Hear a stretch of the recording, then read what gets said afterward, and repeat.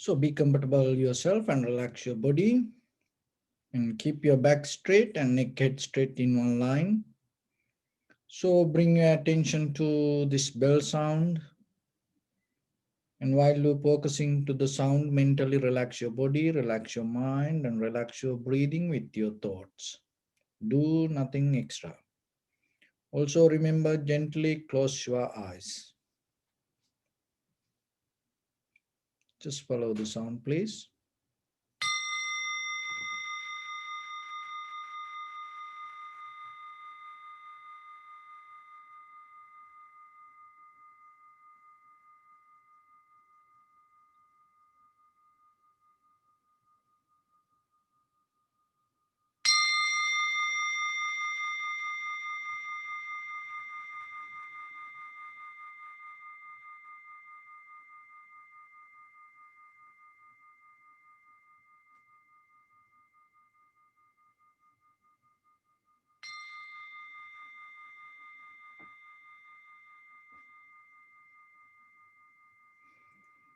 Namo tassa bhagavato arahato samma sambuddhassa.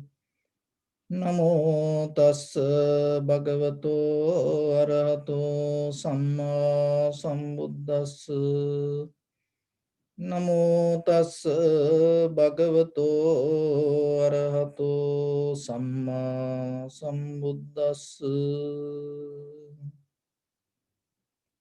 Homage to the Blessed One, the Exalted One, the fully enlightened One.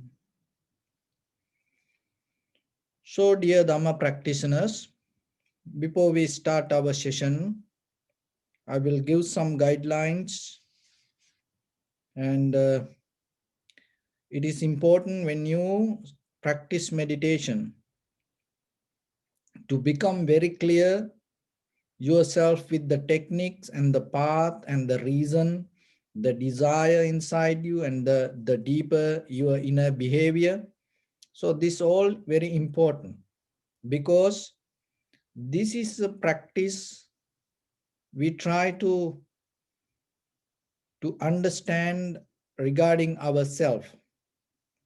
So then, even though you get the help out of the teachings, always remember the very experience happening within yourself and recognizing it and become truthful to that recognition.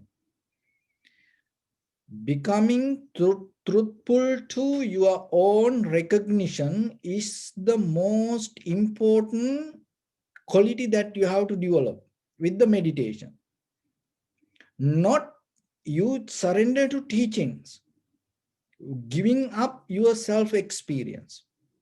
That is not what the according to the Buddha's teaching, because we're not going to develop any kind of hierarchy, any kind of sangha, or any kind of pattern, culture, tradition through this practice.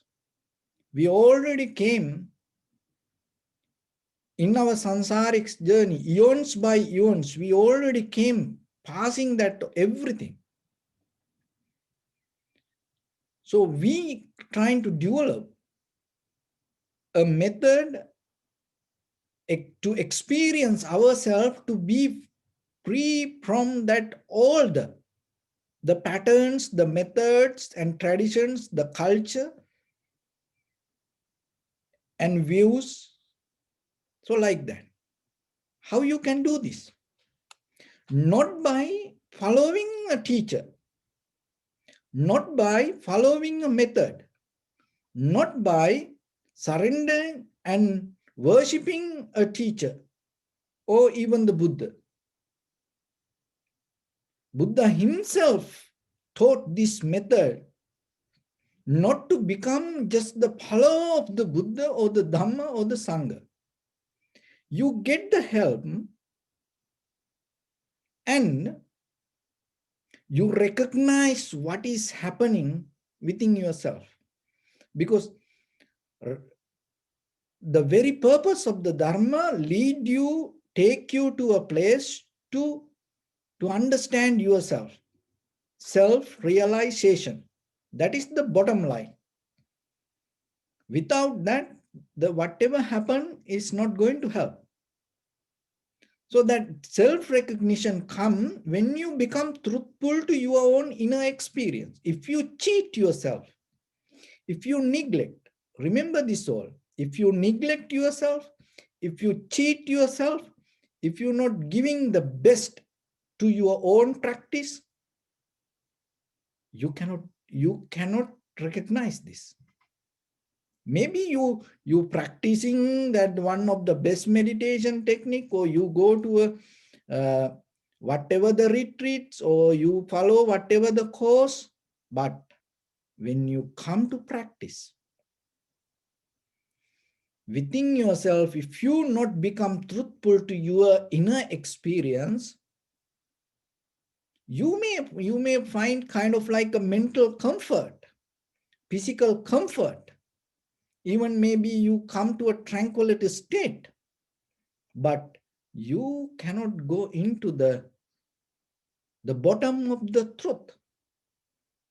So then, that is why according to the Buddha's teaching, there is a method. You use it as a raft.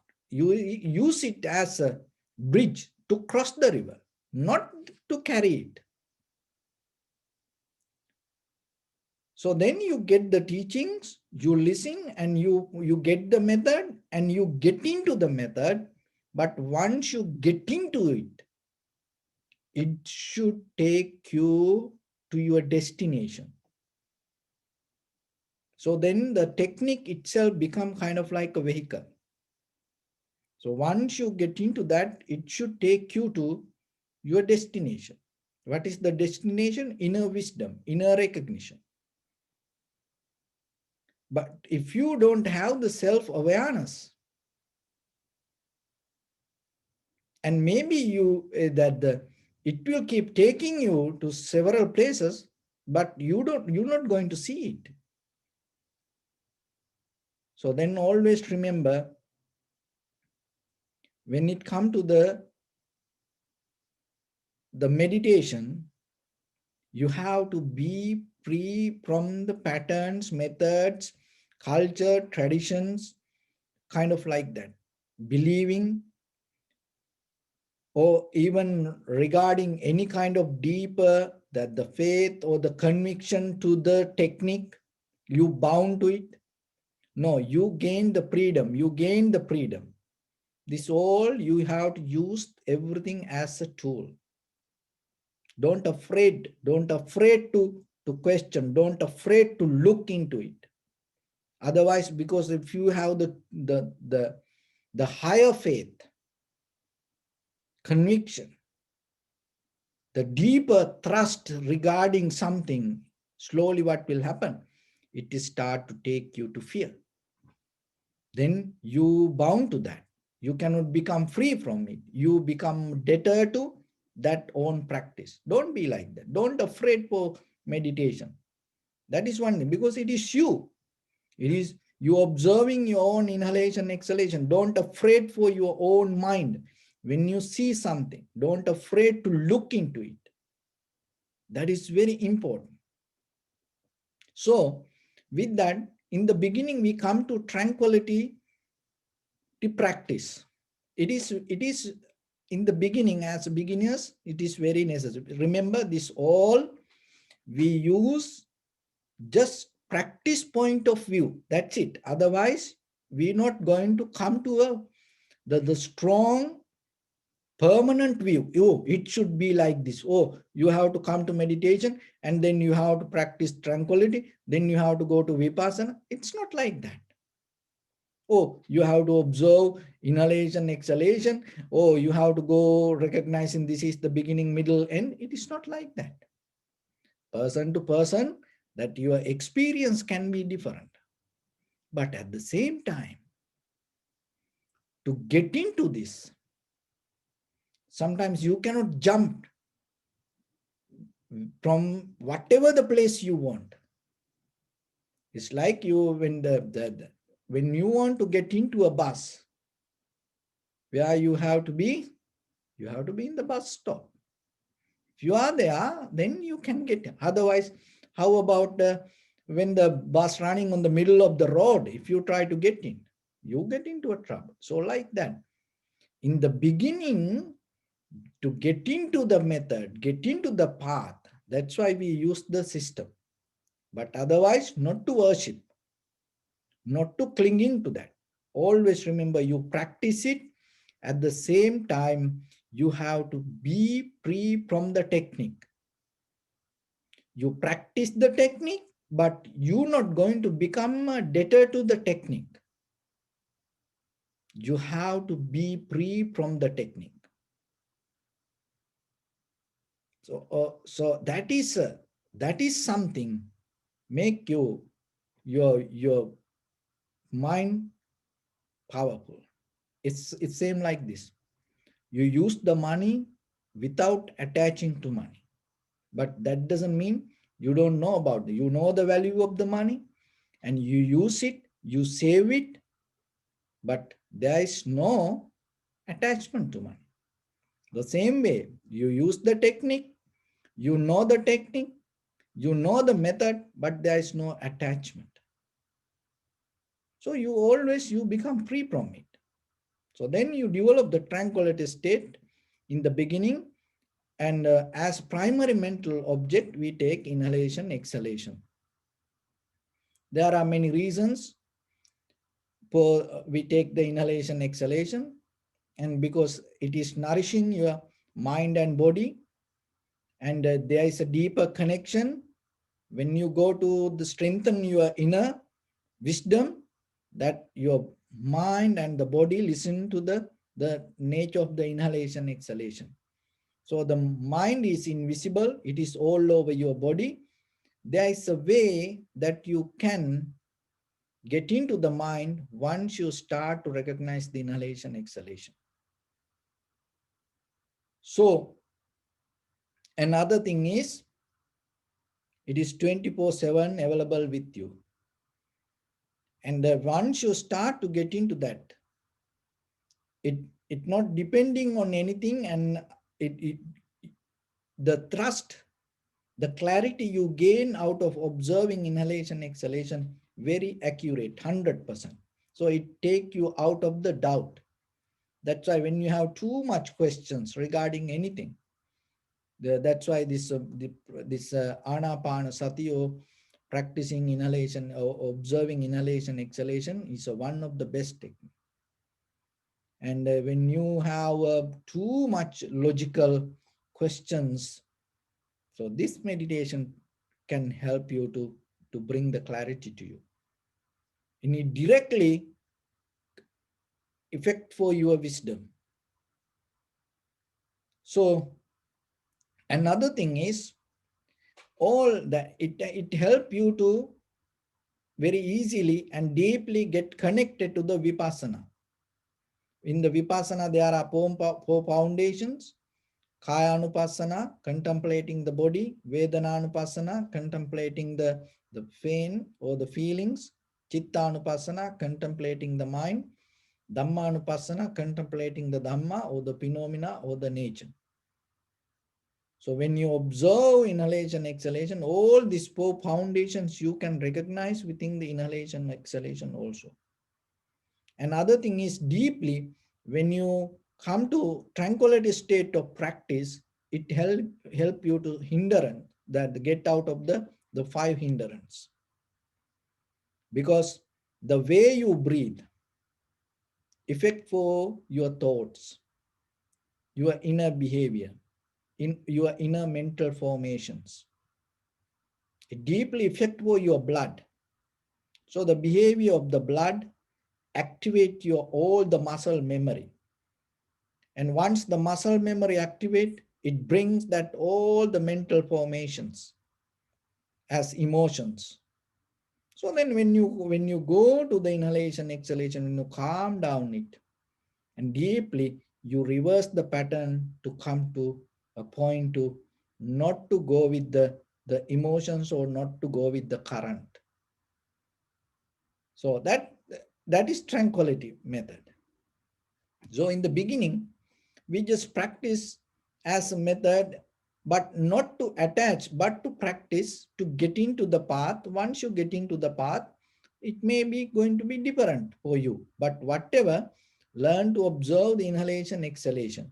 In the beginning, separately recognize this is inhalation, this is exhalation. And then observe the entire continuation of the inhalation, exhalation, length and the depth, both together. So this is the beginning, this is the middle, this is the end of the inhalation or exhalation.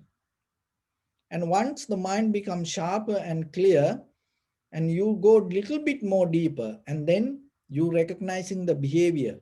Some inhalation, exhalation become longer, shorter, heavy, soft, warm, cold, so like that. So even though I explain one by one, it can happen to you in the beginning that you feel long inhalation. It may say you feel short inhalation. So what important thing, whatever the experience come to you, you have to recognize that. Don't try to regulate, or don't try to make anything happen the way you want. You have, even though we give a formula, when you come to practice what you have to do, that you have to change, adapt according to your inexperience. That is the practice. Otherwise, whatever I say and you follow it, it is not practice. It is something else. Don't do it, especially with the mind. Don't do it, because that is what mostly we like to do. So you get it, you get the formula and keep it. And when it happen, you recognize, you use the formula only to recognize whatever happened. So that is tranquility. And then when it go to vipassana level, so there are 4 foundations. Kaya anupassana, contemplating the body. So the contemplating here is not you doing something. That is very important. So don't try to do this mistake. You become centered with your awareness, your mind, and then think, oh, I observe. Don't come to that kind of position. The observation will happen. When it happens, you have to recognize it. As an example, it like this. When you observe the inhalation, exhalation, you may experience your entire body as one. Your posture, your this karajakai, the physical body, that you feel toughness. You start to feel this entire body. You are sitting as one. So that appeared to you, not you focus to it. So if you focus to it, then what will happen? Because still then you doing something.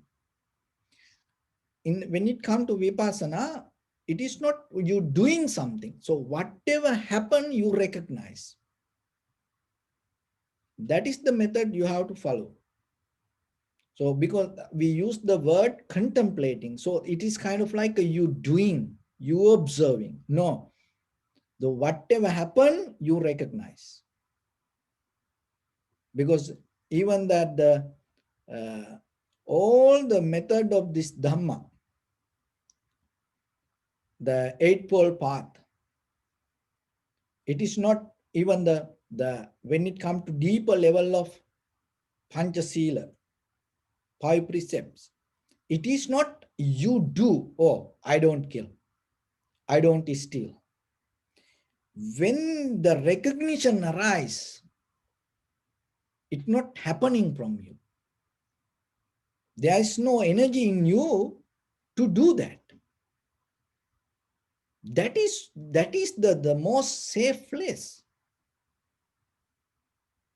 So there is a way that when you deeply recognize this connection, and once you come to a point to understand this, how these things arising, existing, and disappearing or changing, there's come a place, there is a place in your mind, naturally, you come to a moment not to attach to anything. Naturally, you detach. So then there is a natural behavior rise in you not to steal. See, then you become free. Otherwise, you feel you want to steal, you want to, no, no, no, I'm not going to do it. I'm not, it is so much tiring. That is not the path of the Dharma. For children, it is okay. But as adults, when you become more advanced, when you become matured with the practice, that is why we call cultivation of the mind. Once you cultivate the mind, it will happen. Naturally, you come to a point you're not going to steal anything. And the naturally you come to a point you withdraw from the desires. Then you're not going to come to a point to do any kind of sexual misconducting, misbehavior. Naturally, you come to a point, it is for what? Why you get into a trouble? And what will happen? So naturally it come to you, then you withdraw. It is not you hold, no, no, no, I'm not going to do it, I'm not, then no, it's not going to do like that. Then you blow out from something else, maybe get a heart attack like that. Why? Because it's so much pressure. So when it comes to vipassana, remember, the contemplating the body is not you looking. Then who is you? Because you are the body. So then when it appears, the deeply you recognize, you synchronize with that appearance. And contemplating the feelings. It is not, oh, I am here, oh, feelings happening there, oh, I observe my hand from here, oh, I feel my hand, this pain, I have the pain. It is not like that. When the pain arises, that awareness come with the pain, through the pain. It is your awareness not come from a different place, and it's kind of like you observe the pain from the third eye point, or the kind of like a bird eye view. No. See, that is where you recognize the change, the recognition arise with the pain, and the recognizer and the pain, the both the same. Chittanupasana, the mind is not different from you. So because you are the mind. So when the thought arises, you don't think, oh, this is my thought.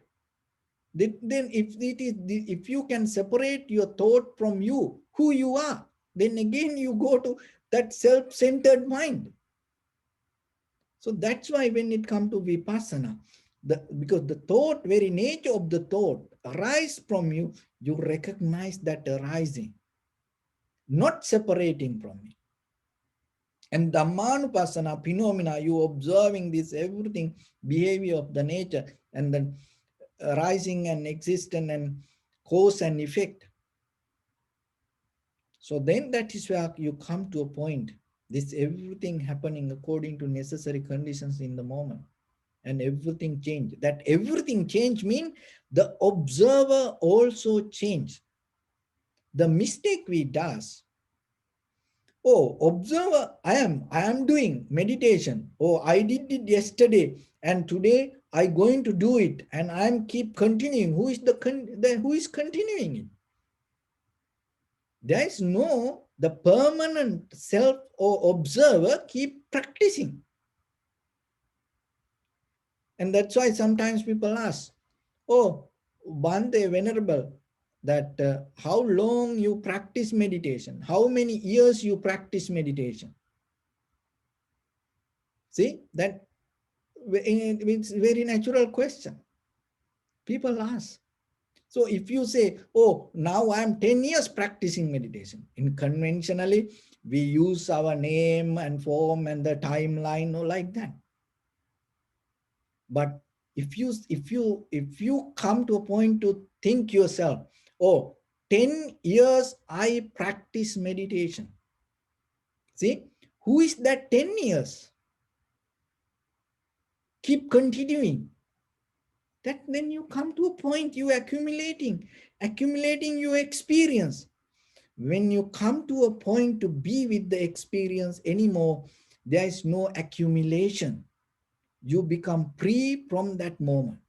But you are in the experience because you are the experiencer. You are the changer. Then the change cannot separate from you, and then you cannot say, oh, I saw the change. Because then you separate from the change. So like that, when it comes to Vipassana, so remember, contemplating the body, contemplating the pain or sensation, contemplating the mind or contemplating the Dhamma doesn't mean like in tranquility state, you have a primary mental object to observe it. No, because your experience itself become the observer. So then when it comes to body, it will come to your mind. When the mind settle down, when the mind not going here and there, when you're in the mind in tranquility state, somehow out of this four, you come to a point to get one thing. When you recognize, maybe it's the thought. If the thought appear, you recognize that as a thought. So if you see the body, you recognize it. And through that recognition, what you have to look, you have to experience, not because if you just stay there, then again and again, it's going to become kind of like addiction. You observe there how it arising, existing, and disappearing or changing and becoming something else or transforming to something. That is the power of the mind, because the mind has power to observe itself. Now you come to a point, you recognize the body and you see that how you recognize it and you recognize how it change itself. That's mean you observe you. So then you come to understanding with your self-observation impermanent. So whatever come to you, impermanent. And you recognize that there is no place to settle down in any place. It's not because of the monks say, or it because of the Tripitaka says, or it not because of the Buddha say. No, now you see it. And selfless. Now you recognizing even moment by moment, this everything change, and in between this, there is no something permanently exist. And in many different ways, you can experience this. Even recognizing, following the four elements, you can recognize this. Even observing the body, you can recognize it. Even seeing your own thoughts, you can recognize it. Even recognizing the five aggregates, form, feeling, sensation, formation, recognition, you can recognize this. There are many ways. So maybe one teacher tells you, or through the body, observing, and I recognize the change. And another teacher can tell, oh, observing my thoughts, I recognize the change. Another teacher can tell, oh, observing the sensation, I recognize the change. Oh, observing the Dhamma or the phenomena, I recognize the change. So see, there are different paths. So that means that there is no permanent place. Oh, you have to observe the body. Oh, you have to observe the mind. Oh, you have to observe the thought. You get out of it. That is the power. That is the most important thing with the Vipassana. You're not going to build up a model inside you. But somehow, it doesn't matter whatever, even from outside world or inner world, or with your five senses or experience or consciousness, anything, finally you come to a place to see the change. That is equal to anybody. So, but remember, don't struggle with the path or the method, how they start to see the change. Maybe somebody say, oh, I observe the body and I saw the change. Don't follow it. Remember this advice. And I really mean it, and remember it. Even in your personal life, or especially for the meditation. Don't ever, never follow anyone else experience. Never do that. You cannot get this. You have to have the strength, the courage to get out of that other's experience and to observe yourself. If you start with that, you're going to be closer to the truth. Remember that. Never ever follow any. It is okay to listen to anybody, and it is okay to appreciate them, and it is okay to encourage them, and it is okay to listen to anybody, and that not to criticize anybody, or it is okay to that appreciate and allow them to do that way. But it is your responsibility. Never ever try to follow anyone else experience, especially when it comes to vipassana. Keep the total freedom, keep the total clarity and total awareness, total mindfulness, and never try to make anything happen with the preconditioned mind. But whatever happens, when you recognize it, in that recognition, learn to see the change. And that is where you're going to build up little by little, your path. So let's practice a little bit and bring your right palm to your left, your back straight, neck head straight in one line, and be comfortable with your posture.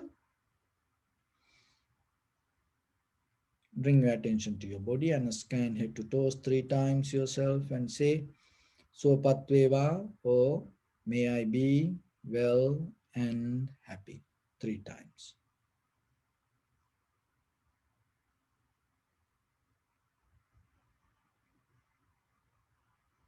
Take a moment and think. We gathered here in this moment to practice this ancient meditation technique. All the Buddhas, all the enlightened masters followed this path and achieved wisdom. So we also gathered here to accumulate that knowledge. In this moment, with this sitting, may my body become more comfortable. May my breath be more smooth. May no difficulties come to me. May all the success come to me. Also think for a moment. This is the last moment we're spending in this very lifetime. And detach your mind from all your past memories and as well as any kind of future thoughts. Just try to remain in the present moment, observing the sensation of your inhalation and exhalation, and later observe the change happening within your inner experience. So in the beginning, deeply and gently breathe out 3 times and find the sensation place in front of your nose and your upper lip area.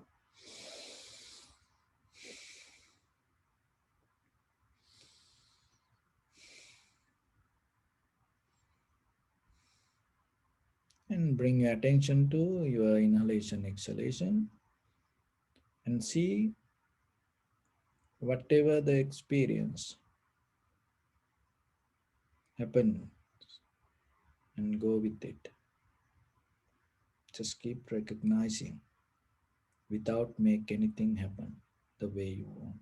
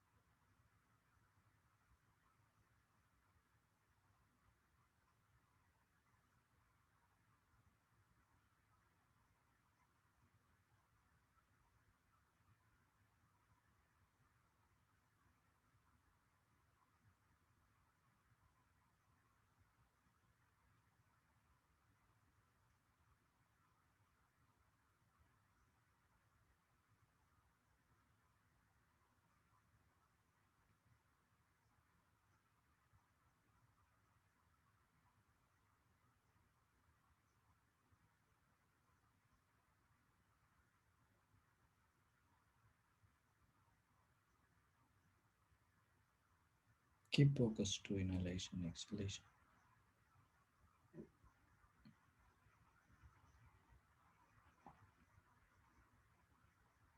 And follow the entire continuation, knowingly this is the beginning, this is the middle, this is the end of the inhalation or exhalation. Also, you may experience some inhalation, exhalation become longer, shorter, heavy, soft, warm, cold, like that. Just recognize.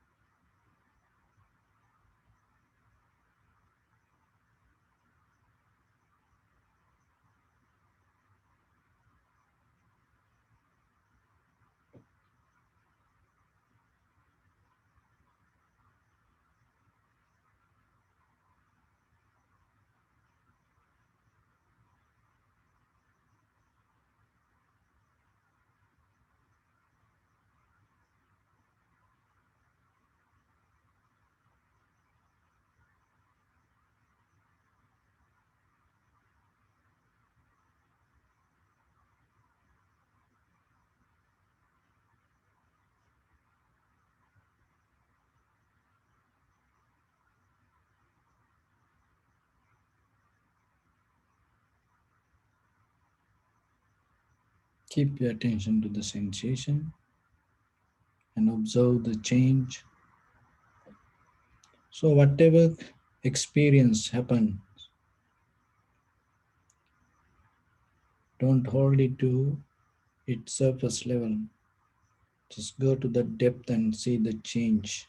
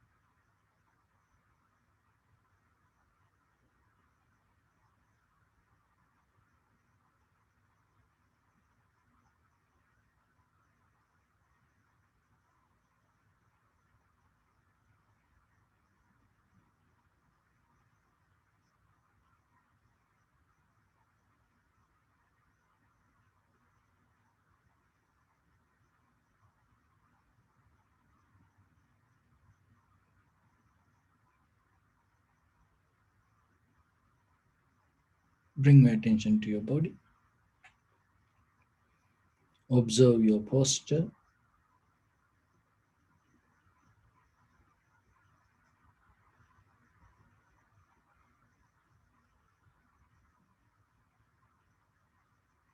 We cultivate loving kindness and compassion in our heart and radiate it as a light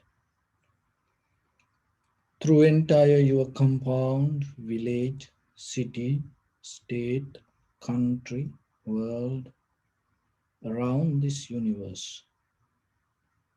Also, as far as you can, through galaxies, other planets, stars, reminding yourself like this with clear intention. Mentally repeat after me.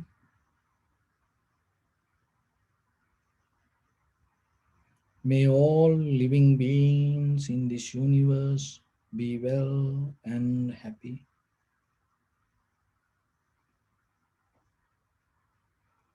May everyone be happy and safe, and may their hearts be filled with joy.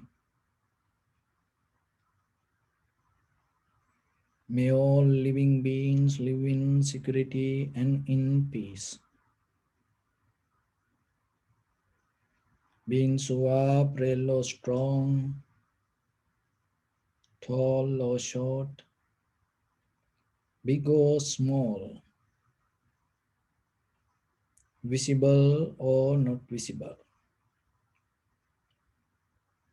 near or far away, already born or yet to be born.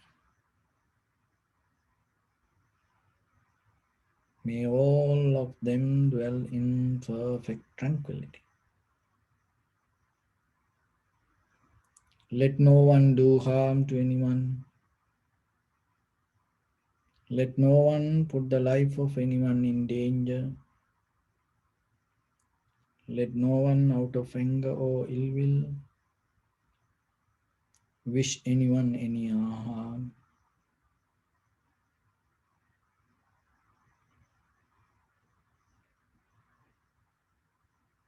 Expand the loving kindness and compassion beginning from your heart forward.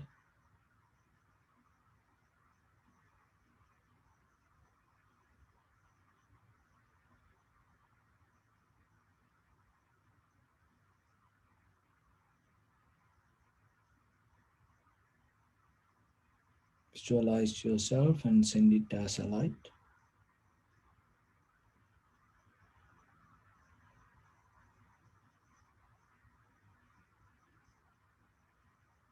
to your backside,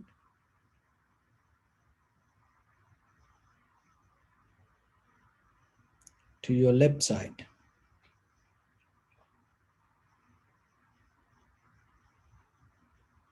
and to your right side.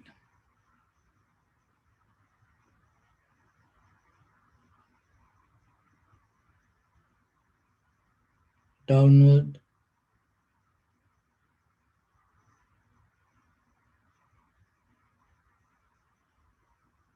and upward.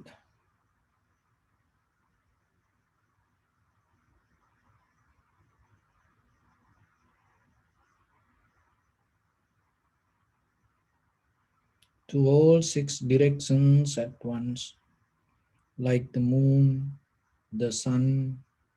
Spread the light, spread the energy without any condition, without any limitation, without any resistance, or without any judgment.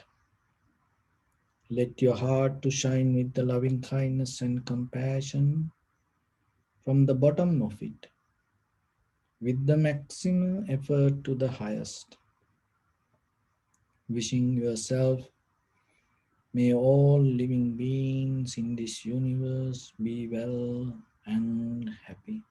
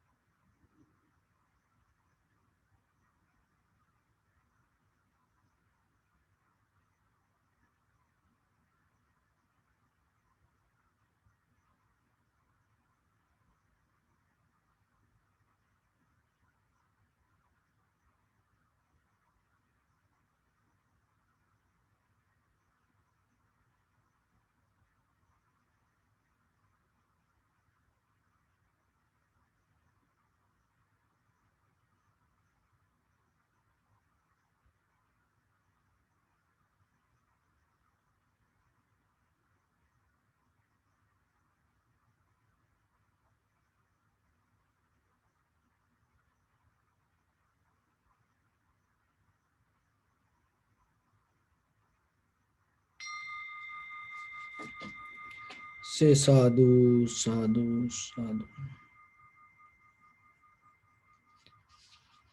So, dear Dhamma practitioners, our mind is always with thoughts, and even though we don't see, deeply we depend on the memory and the past experience. And it's like the mud underneath the water. And sometimes you don't see the mud, but if the water become busy, if you disturb to the water, then suddenly the mud start to come. So like that, our behavior deeply inside us, and when things, everything become good and nice and happy, what will happen that the mud is little by little settle down underneath. But when the disturbances come, when something happen which we don't like, or maybe go against our will or the desire, purpose, and then we get mad. And mostly then what we do or say, we complain. This make me angry. That person, this thing, that things make me angry. And sometimes others say, don't make him angry, or don't make her angry. So then that's mean, if somebody don't make that person angry, if this something doesn't come to a necessary condition, that person not going to be angry or unhappy, sad, worry. That is not the happiness or the tranquility state we talk. You have to go to the depth and recognize the very behavior and the very nature of your thoughts, and see that everything how moment by moment change. So don't develop a lifestyle when the environment is good, you depending from that good environment and you become good with the environment. No, it doesn't matter the whatever the environment or the other people, whatever situation, be ready for that. So it like this, recently I was reading one article, and it says in the automobile industry, this AAA became a kind of like a big thing all over the world. Still there is no that kind of like a AAA emergency truck. There is no any place that you will find that kind of truck. The reason is this, that AAA, the emergency truck, has everything that whatever they want for that condition. And there is no any place that it happened like this. When you break down and you call the AAA and they come, and they never leave you telling, oh, I don't have that.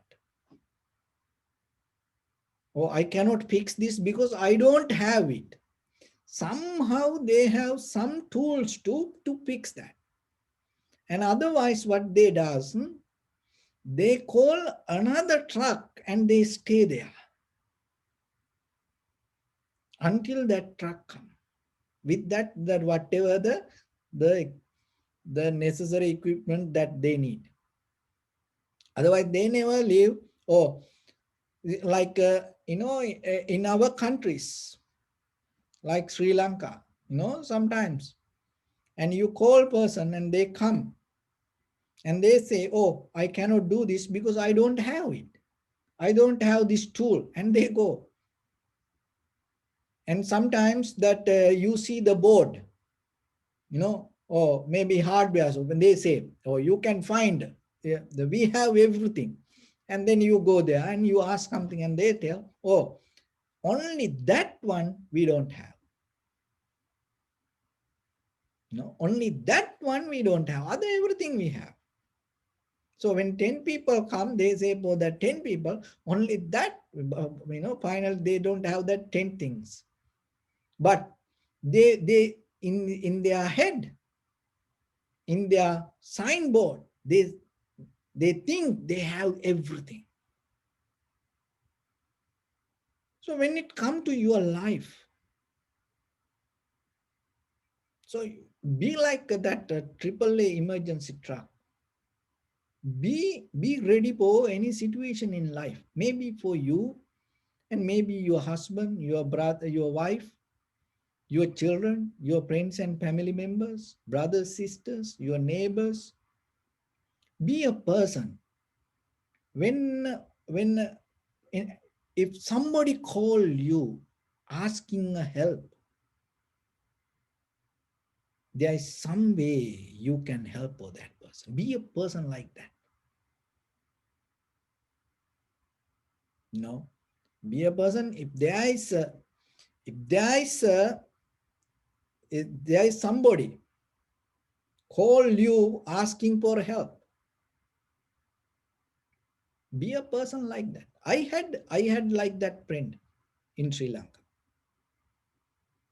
When I called him, and he passed away, uh, 24 years old.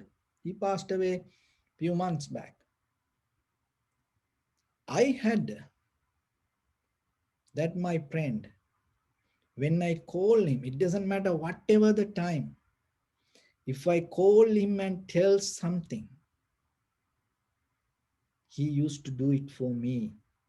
And somehow he find a way. And I was so blessed to have him like that.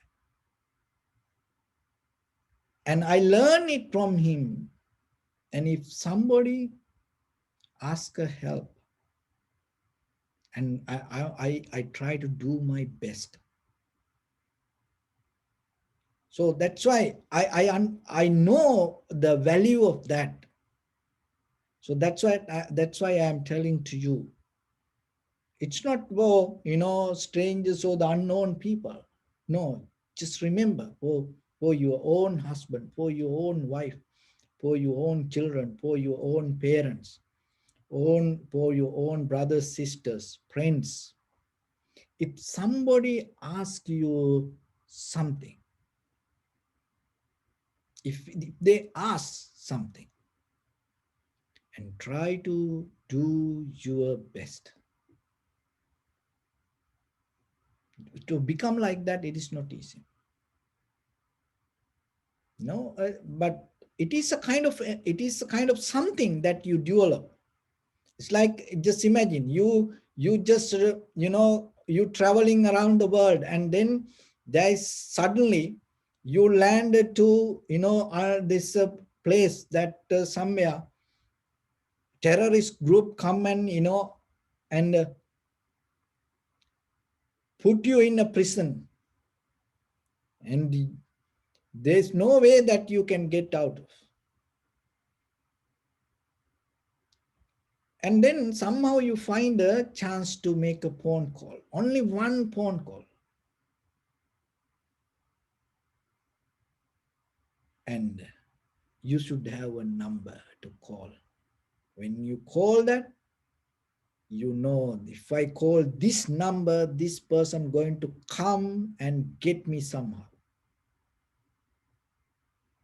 Maybe now you can see you don't have a person like that. You don't have a person like that. So then what you have to do? Be a person like that for somebody. Be a person like that to somebody. Find somebody. Not for everyone, at least for one person. Do that. The reason is this. There is an energy in us. There is energy in us. That energy not belong to food. That energy not belong to your physical condition. That energy not belong to your mental condition. It is not a psychological energy.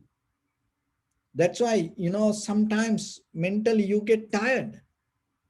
And it doesn't matter how much things you know, sometimes you forget things. And if maybe you think you're strong, but that the energy that you believe or you depending on, it always depending on something. As example, food. You feel so healthy, then you think, oh, you are so energized, but that depend on something. If you, whatever you feel as energy, if depending from something, it is not energy. It is not energy. There is energy, it's not depending from anything, but it is in you. The reason is we are caught up with the food, emotions, body, the physical activities, exercise, and all the drama, the fun, enjoyment. We caught up with that things, and because of that, you cannot activate that energy. There is something in you. Even it is not just the muscle memory, or it is not kind of like the physical, the energy that is stuck in you. So when it comes to tranquility state, that is where that energy going to address to you. That is where that energy you can find. Another thing is, in a conventional level, when you have a higher purpose or clear blueprint regarding your own life, that it kind of like giving access to that energy. And it like this: when you plant a seed under the ground, to get out of the soil, that seed should activate to 100% to break itself and to get out of the soil. If it is 99%, it's not going to happen. It cannot. It activate, that is what is a healthy seed. So it should happen, activate to 100%. So then remember yourself, without activating that energy to 100%, you cannot change. That's why there are things that in life you don't want, and even you look for the change, and it's not going to happen. Again and again, you go back to wherever you are. Even in the materially, physically, in this very conventional life, the same. Even in the samsara, the same. Again and again, you drop down to the same kind of lifestyle. What's the point? Because you have no strength, you have no energy to change. Why? Because you caught up in the surface level of this energy, and it is not the real energy. It's make you weak. It's not going to make you energized. Keep eating. You think, oh, the food make you healthy, strong. Keep eating. What will happen to you? You become weak. And then it say, oh, resting, sleeping is okay. Keep sleeping. What will happen to you? You become weak.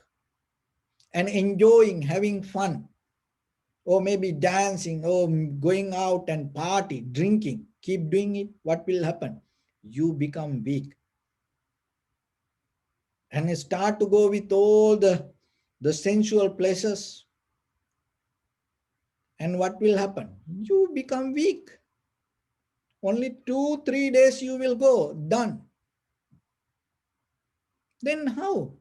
Then how you, why it say it make you energized? If you keep doing it, then it should make you more stronger, more stronger. So then remember, the meditation is one of the way you're not going to go with this depending energy, which make us weak. The meditation, the real meditation is the activation of your true energy. That from the ancient time, it happened in many ways.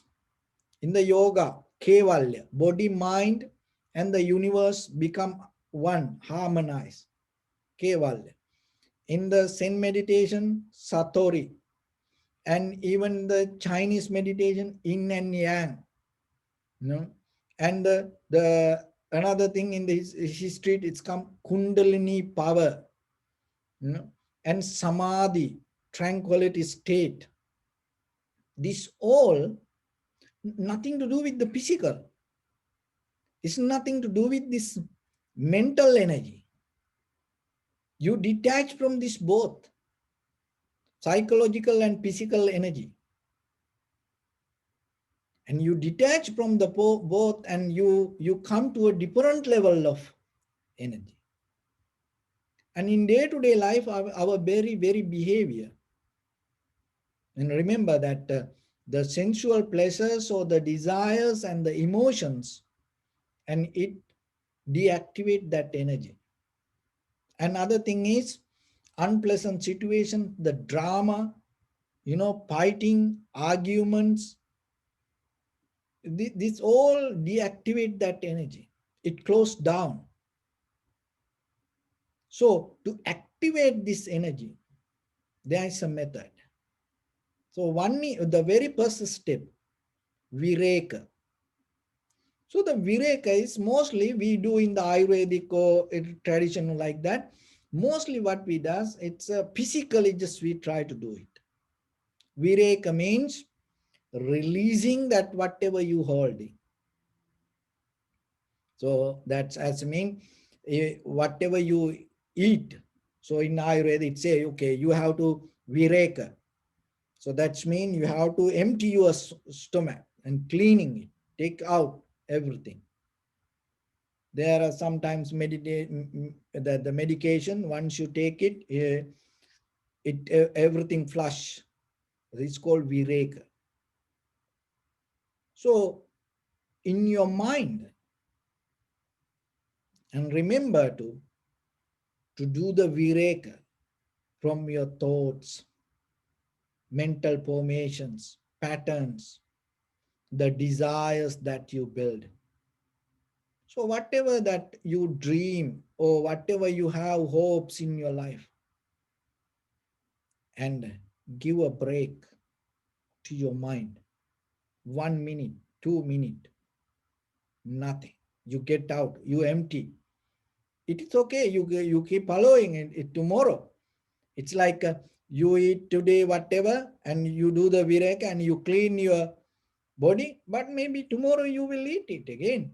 There's nothing wrong. But remember to clean it first. So strengthening and activating your inner strength. And that energy is not depending from anything. So the very first thing that you have to do, it doesn't matter you have the higher purpose or anything, or exactly you know what you want in life. It is so clear for you, but still come to a point you become empty from it. Consciously, knowingly, you be empty. Make it empty. So that is the first step. Even you reading a book and kind of like You already read half of the book, and now you have the strong craving to read this book. So your entire, your whole body now telling, okay, go for it, go for the next page, go for the next page. It's like you feeding to your desire. What you have to do, you close the book. You can try this. You will see what will happen to you. You close your book. You forget or everything that whatever you got from this book, and you make empty space or vireka to get out. And all the ideas about that, whatever you thought about the book or whatever you already read through this, you get out of that all. So that is vireka. And once you have it, and the very next moment, okay, you did it. You're not going to do very next moment, you're going to read the next. No. So first you empty, and the next one, viveka. So remember, vireka and the viveka. Viveka is the rest. You have to increase the duration of the rest. Suddenly don't do it. Suddenly don't go back to it. You have the craving to eat something, you get out of that craving and you stop it. You don't put it. And then it's like, as you know, and sometimes for certain, when you go to check your bloods or sugar, and sometimes it say, don't eat for 24 hours. See, it giving you a duration. It doesn't say don't eat. No, it say don't eat for 24 hours. And sometimes it say it is okay, you can eat whatever, and you come, then you can check the blood. But sometimes it say, don't do this. So then you get into the vireka, you empty, and then suddenly you're not going to do. Like mostly when the new year come in our traditions, and it's kind of like it happened, the same method, but it come in a different way to our life. It like the before the new year, you get out of all the work, and then you stop for your all the activities, you stop, and then you waiting for the new year to start your work. So in between that, you don't do only spiritual things. Otherwise you don't eat, you don't even take a shower, or even you don't go to sleep, or you don't watch TV. Sometimes everybody take out the plugs and just even don't cook. You clean all your uh, the areas that wherever you eat and everything. You completely become neutral. So there's a duration. You follow it. You hold it to that time. So in you, remember, you get out of, you make you clean and increase the duration. Viveka. So vireka, viveka, and the third one, viraga. So in the viraga means whatever you put it to you, or when you go back to you, to something, you go into it without craving or without desire. It naturally happens. When you do that two things, naturally you come to a point, your mind get out of the current. When you get out of the current, that is where your inner strength, energy going to activate. That energy is not belong to your physical or your mental energy. That is the energy you need to make a change. That is why mostly we try to go with our knowledge, we try to go with our physical power, and we try to go with all the techniques and methods, but still we cannot change. Because for the change, you need different tool. Without that tools, you cannot make it. That tool is the energy, the clean energy that coming from you. So how you can get it? And you get out of your this feeding methods, the physically, mentally, emotionally, that whatever the feeding methods, make empty your mind from it. And then increase the duration a little bit, even when you fasting. So that is the one of the very meaning of this, all the fasting, any spiritual practice, they have this fasting things. So you make decisions. You make a decisions to go against your natural current. You make a conscious decisions go against your natural current, and use that moment to be spiritual when you do fasting. And that also take you to certain level of activate that inner energy which you need for change.